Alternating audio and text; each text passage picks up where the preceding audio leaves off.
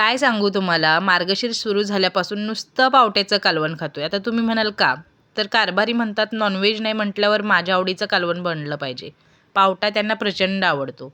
मार्गशीर्ष चालू झाला त्या दिवशी त्यांनी 2 किलो पावटा आणला होता. कधी फक्त पावटा, कधी पावटा बटाटा, कधी पावटा आणि वांगं, कधी पावटा आणि दोडका अशी कालवणं चाललेली आहेत गेले 1-1.5 आठवडा झालं.